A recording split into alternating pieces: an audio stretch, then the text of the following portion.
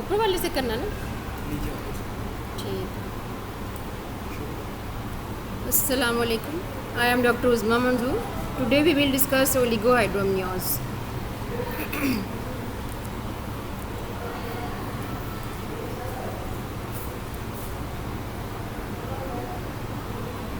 First of all, definition. When the mean vertical pool is less than 3 cm on the ultrasonography, or when the amniotic fluid index is less than 5 cm. In the last lecture, you remember that we discussed the polyhydrous amnios. In this polyhydrous, we discussed that mean vertical pool is more than 8 cm, then it is a excess water, so it is a polyhydrous. But in the oligo, when the mean vertical pool is less than 3 cm, it is a oligohydramnios. So clinically, volume of the liquor which is pathologically low for that digestion, it is also called as the oligohydramnios. Incidence is 0.5 say 55%. Now what is the etiological factors?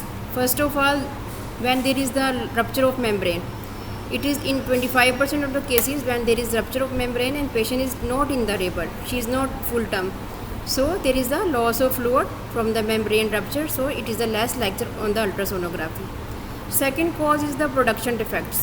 When the liquor is not produced, like in preeclampsia, and placental function is compromised, so less liquor will be produced. Sometime the drugs patient is taking like NSAIDs and the ACE inhibitor, it will lead to the oligohydramnios. Some fetal anomalies like renal agenesis. Most common anomaly in the fetus is the kidney abnormalities that will lead to the oligohydramnios, because kidney is the main production of the urine. It will cause the production of the liquor. When kidneys are not functioning, so there will be less this liquor is produced. Renal developmental defects, so it will lead to the oligohydramnios. Sometimes fetal infections like torch infections, it will also lead to the oligohydramnios. Now what are the anomalies of the renal tract? We discussed that in the fetus the most common anomalies is the kidney that will lead to the oligohydramnios. So it is a bilateral renal agenesis, it will lead to the oligohydramnios. When there is a variety of the renal diseases, it is of three types: type 1, type 2 and type 3. In type 1, autosomal recessive polycystic renal disease. In type 2, it is a renal dysplasia, and type 3, it is a autosomal dominant polycystic renal disease. Now what is the portophasis? In portophasis, the fetus develop the limb deformities due to the less liquor. And on ultrasonography, we will see there is no kidney and there is no bladder bubble seen on the ultrasonography.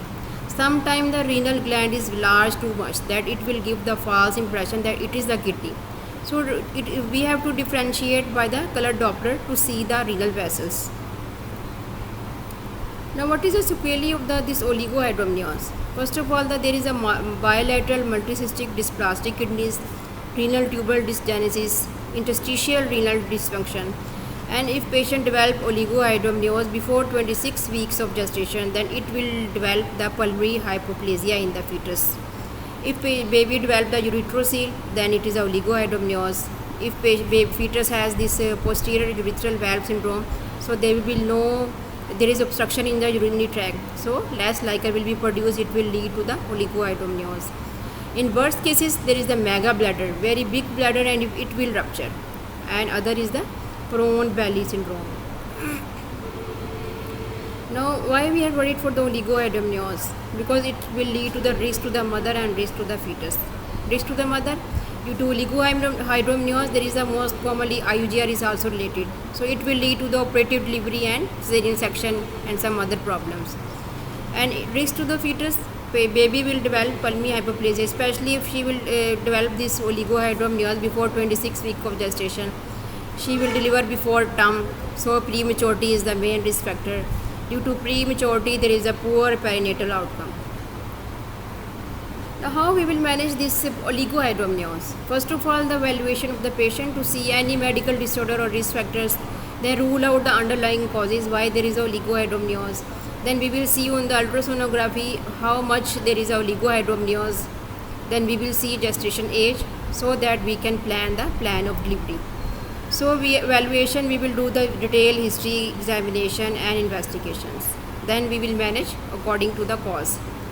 If there is a fetal anomalies, the most common anomaly I told you that it is a kidney abnormalities, and it is sometimes associated with the other abnormalities. So we have to offer the termination of pregnancy because very poor outcome.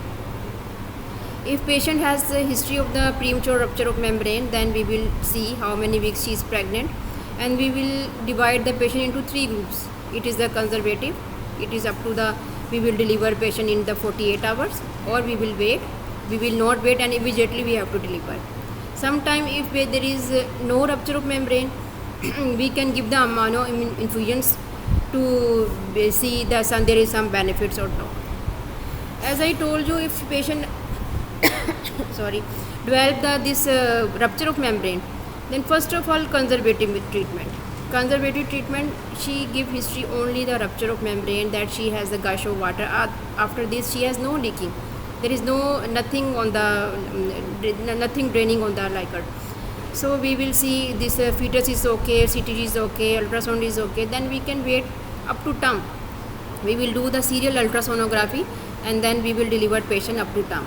But in case if she has rupture of membrane, there is rupture of membrane on the speculum examination, there is a gush of fluid is there, so then we will, but there is no sign symptom of chorionitis, means she has no temperature, her CTG is okay and there is no tenderness, then we will deliver this patient after 48 hours. Why 48 hours? Then because we want to give the benefits of the steroid, so baby's lung will be mature.